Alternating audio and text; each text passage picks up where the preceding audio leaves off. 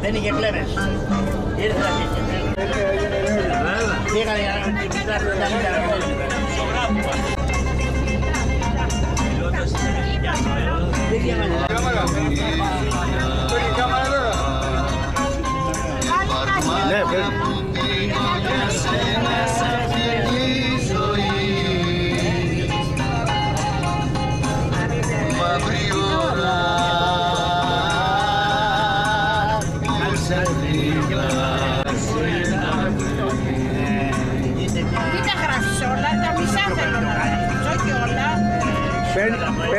Παίρνει και τα λεφτά που έχει στην τσέπη τώρα.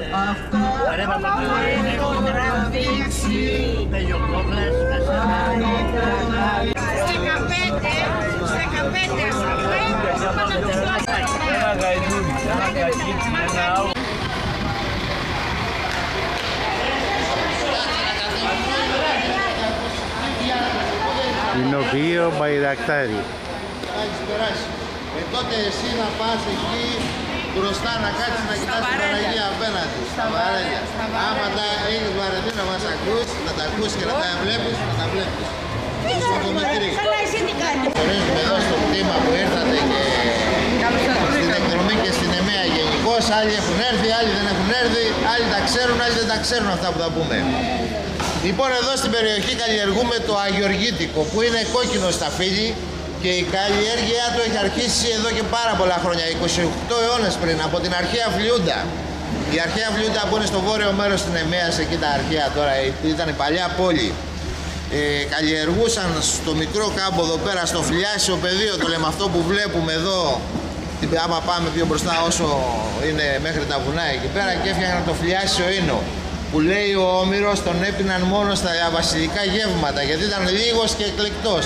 Δεν ήταν δηλαδή για τους κοινούς θνητούς, εσύ που ξέρεις, έπιναν μόνο οι βασιλείς. Και πάντα νερωμένος. Ναι, γι' αυτό το λέγαμε κρασί. Τώρα το λέμε ίνο, δεν το νερώνουμε τώρα πλέον. Έτσι λοιπόν, αργότερα, το 1890 που έγινε ο Δήμος Νεμαίας όπως και σήμερα, αλλά πρωτεύουσα είχε τον Άγιο Γεώργιο, στο νότιο μέρος της Νεμαίας ήταν ένας οικισμός τότε, τώρα έχει ενωθεί με την Νεμαία και είναι και ένα εκκλησάκι βυζαντινό. Προς τιμή του Δήμου ονόμασαν την ίδια ποικιλία από Φλιάσιο αγιοργίτικο, γιατί είχαν περάσει πάρα πολλά χρόνια και δεν την ξέραν τη Φλιούντα, την είχαν ξεχάσει και την ονόμασαν αγιοργίτικο από τον Άγιο Γεώργιο, την πρωτεύουσα του Δήμου Νεμαίας. Και αργότερα το 1974 που εδώ στην Ελλάδα κάναμε τις προστατευμένες περιοχές, προστατευμένη ονομασία προέλευση, POP, προϊόντα POP, έτσι. Εντάξαν και την Νεμαία με 25.000 στρέμματα πλέον. Από το 1974 μέχρι και σήμερα καλλιεργούμε εδώ στην περιοχή 25.000 στρέμματα αγιοργίτικο. Μόνο με αγιοργίτικο. Έχει και άλλες καλλιέργειες εδώ στην περιοχή, αλλά 25.000 στρέμματα μόνο αγιοργίτικο. Είναι η μεγαλύτερη ζώνη στην Νότια Ευρώπη με μία ποικιλία. Υπάρχουν κι αλλού, αλλά με πολλές ποικιλίες. Με μία ποικιλία με αγιοργίτικο είναι η μεγαλύτερη ζώνη. Και αν ξέρουν την Ελλάδα παντού στον κόσμο, γιατί εξάγουμε εδώ από την ΕΜΕΑ, όχι εμείς μόνο, και τα υπόλοιπα ενωπία και ο συνεταιρισμός εξάγει σε όλο τον κόσμο. Ξέρουν την Ελλάδα για ενοικίου ότι παράγει κρασί από την ΕΜΕΑ και από τη Σαντορίνη που βγάζει το ασύρτικο. Δύο έχουμε πολύ καλά και γνωστά κρασιά, το αγιοργίτικο και το ασύρτικο στη Σαντορίνη. Έτσι λοιπόν, για όσους δεν ξέρουν, το Σεπτέμβριο γίνεται το τρίγος εδώ πέρα. Έχει γίνει αναμπέλωση στα μπέλια, δεν είναι τα παλιά, τα αυτόριζα που ήταν παλιά, έχει γίνει αναμπέλωση λόγω της φιλοξήρας, έτσι. Και το Σεπτέμβριο εδώ πέρα, το πρώτο 15ήμερο του Σεπτεμβρίου, είναι όρημα τα μπέλια πλέον να τα τριγήσουμε. Και τα φέρνουμε εδώ πέρα, τα τριγάμε, πάμε λίγο πίσω να δούμε πως τα τριγάμε, φυσάει λίγο σήμερα, αλλά χειμώνας είναι, δεν πειράζει, καθαρό αέρα έχουμε εδώ, θα πάμε και λίγο πίσω και μετά θα πάμε να δούμε και να δοκιμάσουμε. Ορίστε. Όχι, τα χέρια, έτσι, με τα χέρια.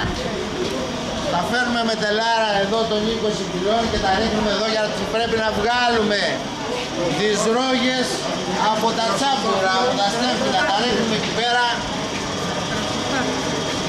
και βγάζουμε τις ρόγες γιατί τις θέλουμε ολόκληρες τις ρόγες. Παλιά τα πατάγαμε, τώρα δεν τα πατάμε πλέον, θέλουμε τις ρόγες ολόκληρες μέσα στις δεξαμενές αυτές εδώ πέρα που τις λέμε εινοποιητές, γιατί εκεί γίνεται η βασική δουλειά για το κόκκινο κρασί. Το κόκκινο κρασί είναι ίσον η φλίδα της ρόγας. Αν δεν έχουμε καλή φλίδα δεν έχουμε καλό κρασί. Μπράβο, πες το. Όλοι εδώ ξέρουν ότι πρέπει να έχουμε καλά αμπέλια για να κάνουμε καλό κρασί. Λίγα πράγματα κάνουμε εδώ. Η δουλειά η πολλή γίνεται στο αμπέλι. Και το καλό αμπέλι σε όλο τον κόσμο είναι και επιστημές του δυναμού του ασβεστούχου που είναι σειρά που τα βλέπουμε τη μέρα που μπορούμε να δούμε για να μας βγάλει πολλές ανθοκιάνες. Οι ανθοκιάνες είναι αυτές που μας δίνουν το χρώμα. Άμα στήσουμε ένα σταφύλι γρήγορα εκείνη την ώρα, ο χυμός του είναι λευκός ή λίγο ροζέ. Για να γίνει κόκκινο παίρνει κάποια συστατικά από το μέσα μέρος του βιβλίου που τα λέμε ανθοκιάνες. Γι' αυτό τα βάζουμε στις δεξαμενές εδώ ολόκληρες τις ρόγες και με τη διάρκεια της ζύμωσης απορροφά αυτά τα συστατικά που τα λέμε ανθοκιάνες και γίνεται κόκκινο και πιο κόκκινο και πιο κόκκινο. Και μαζί παίρνει και τις τανίνες.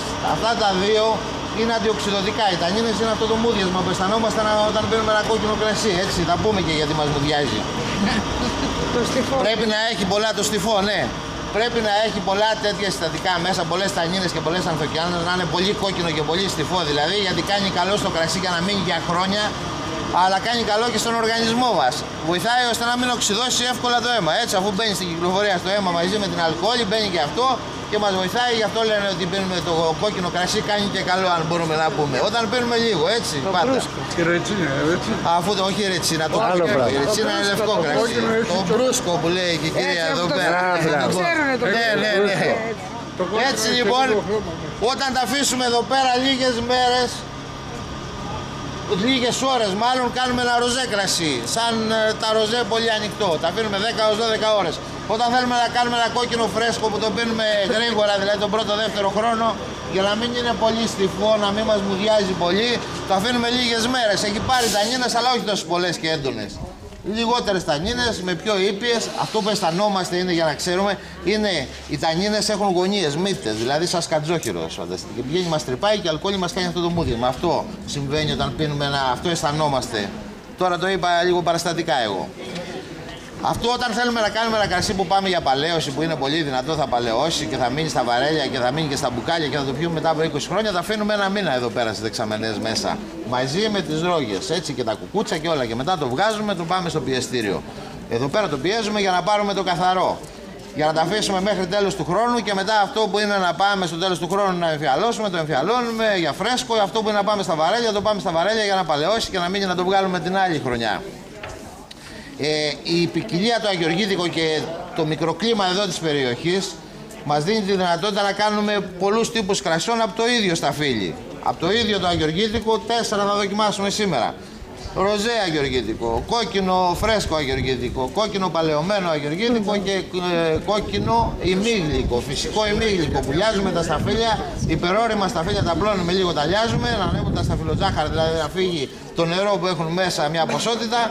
Και αφήνουμε ένα κομμάτι γλυκό και γίνεται κρασί, αλκοόλι. Αυτά εμείς εδώ δεν έχουμε, υπάρχει γλυκό. Υπάρχει όσο τα αφήνεις, όσο πιο πολλά σταφυλοζάχαρα το αφήνεις. Αλλά αυτό που αισθανόμαστε το γλυκό στο κρασί δεν είναι κάτι που το έχουμε βάλει μέσα. Είναι από τα ζάχαρα του σταφυλιού που έκαναμε στην αρχή, έτσι. Είναι φρουκτόζη, δεν είναι γλυκόζη, δηλαδή δεν είναι ζάχαρη. Το προσθέτει είναι από το φρούτο. Τα ζάχαρα από το φρούτο. Έτσι λοιπόν, αφού είπαμε τα αφήσουμε εδώ πέρα τον ανάλογο καιρό, το πιέζουμε, το πάμε μέσα και μετά το τέλος του χρόνου αρχίζει η διαδικασία που με ρωτήσαν πότε θα βγάλουμε τα καινούρια, περίπου τα Χριστούγεννα, μετά τα Χριστούγεννα. Έτσι είναι η διαδικασία, έτσι είναι το έθιμο, έτσι είναι όλα. Άρα και εμείς τηρούμε τα έθιμα και όλη τη διαδικασία που γίνεται και μετά τα Χριστούγεννα βγάζουμε τα καινούργια παραγωγή για να τα πιούμε φρέσκα. Έτσι τα εννοούμε στα φρέσκα. Μετά το τέλος του χρόνου. Λοιπόν, για πάμε πολλές ρόγες μαύρος ο φιός για να μας δίνει πολλές ανθοκιάνες και να γίνει κόκκινο. Άστα αυτά, δεν είναι για σένα. Εδώ παρακολούθησέ με εσύ μόνο. Το αγιοργίτικο λοιπόν είναι το πρώτο αριστερά. Εδώ πέρα είναι τα υπόλοιπα, έχουμε και καπερνέ που το κάνουμε αυτό είναι ωραίο. Και σειρά και λευκά. Ποσκοφίλερο που είναι στη Ματινία, παίρνουμε τα σταφύλια από την Τρίπολη και κάνουμε εδώ λευκό κρασί. Γιατί το πιέζουμε γρήγορα. Ναι. Όχι, είμαστε πολύ ψηλά. Μακριά για να φέρουμε εδώ ξινόμαυρο. Όταν το πιέσουμε γρήγορα και πάρουμε το χυμό, τη διαφορά που βλέπουμε από το κόκκινο, έτσι, γίνεται λευκό το κρασί.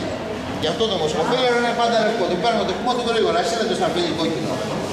Και Μοσκάτο Αλεξανδρέα, Σοβινιόν και Σαρτονέ. Τα δύο είναι γαλλικές ποικιλίες που τις καλλιεργούμε εδώ. Και η μία είναι ελληνική, έτσι. Μοσκάτο Αλεξανδρέας είναι στη Λίμνο η πατρίδα του. Όπως το μέχρι 20-25 χρόνια μπορεί να αντέξει ένα φυσικό φελό, ενώ το πλαστικό αυτά τα που είναι τα συνθετικά είναι μέχρι 2-3 χρόνια. Το φελό λοιπόν αυτό γίνεται για να ξέρουμε κιόλας πώς γίνεται το φελό από το φλοιό ενός δέντρου. Δρύς, φελοφόρος δρύς, βελανιδιά δηλαδή που η δουλειά της είναι να βγάζει φελό. Η φλίδα του πρέπει να γίνει, ο φλοιός του δέντρου πρέπει να γίνει 3 εκατοστά για να βγάλουμε ένα φελό όπως το βλέπουμε εδώ που 2,5. 3 εκατοστά σε 8 έως 9 χρόνια. Είναι θέμα πυκνότητος, γι' αυτό στην Πορτογαλία κυρίως ευδοκιμεί το δέντρο. Γιατί αν το βάλουμε εδώ μπορεί να γίνει σε 3, άμα το ποτίζουμε πολύ, σε 15. Αν ήταν σε 3 θα ήταν σαν σφουγγάρι, μαλακό πολύ και θα παίρναγε οξυγόνο μέσα, όμως το χάλαγε. Αν ήταν σε πολλά χρόνια θα ήταν σαν ξύλο και εκεί που το πιέζει θα έσπασε για να το βάλει μέσα, θα παίρναγε οξυγόνο και θα χάλαγε το κρασί. Γιατί το κρασί το χαλάει το οξυγόνο. Κυρίως αυτά τα προμηθευόμαστε από την Πορτογαλία. Πορτογαλία, Ισπανία, παγκόσμια, από εκεί γίνεται. Είναι η Δρύς αυτή η Βελοφόρος που μας κάνει αυτή τη δουλειά για φελό.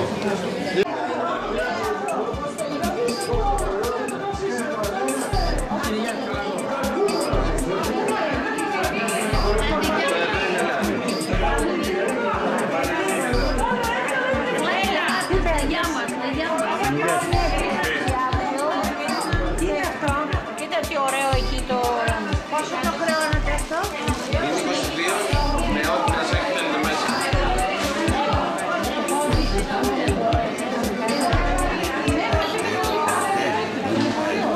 Έχει και σετάκι μέσα με ανοιχτήρια και ένα σκολέκι.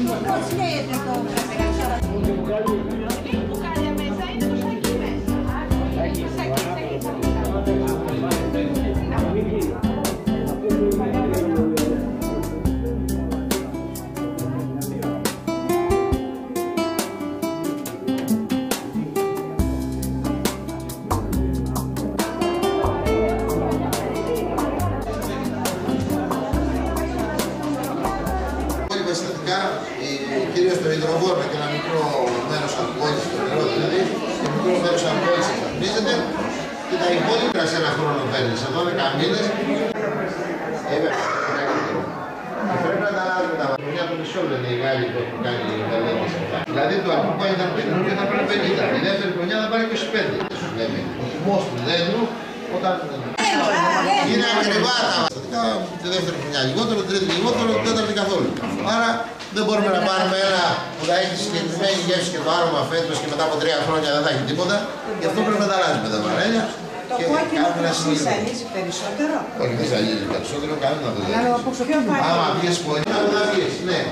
Δεν αλλάζει πολλά πράγματα. Το κόκκινο θα πρέπει να έχει υποχρεωτικά λίγο αυτό. Να είναι πιο μικρό, το 1%, δηλαδή δεν είναι μπράβο. Αυτό είναι.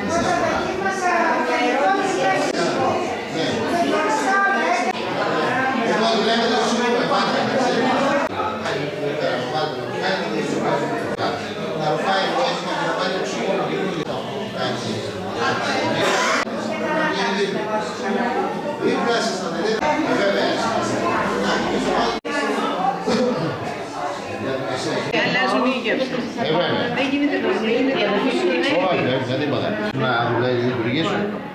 Οπότε μετά όσο και να τα αφήσει.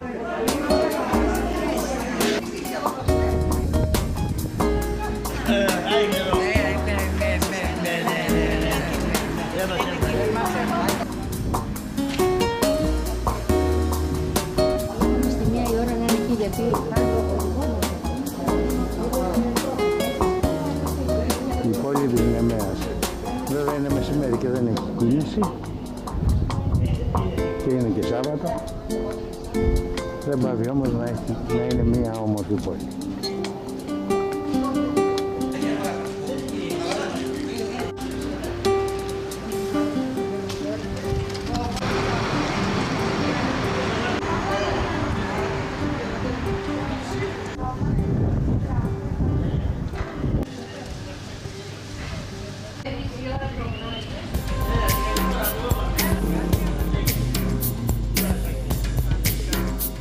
Μεγάλη τηλέφωνο και μου είπε ότι θα τον στείλει. Αλλά μου είπε ότι θα τον στείλει.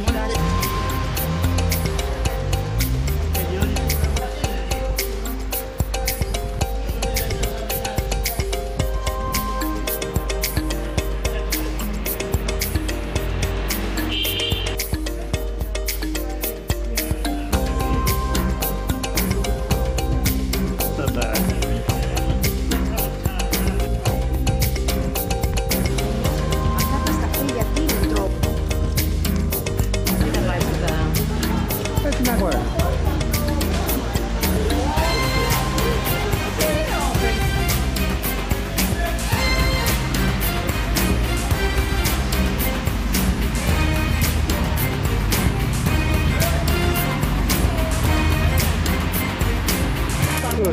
Πολύ ωραία. τι όμορφα που είναι, τι όμορφα που είναι. Ζωγραφιά σκέλη.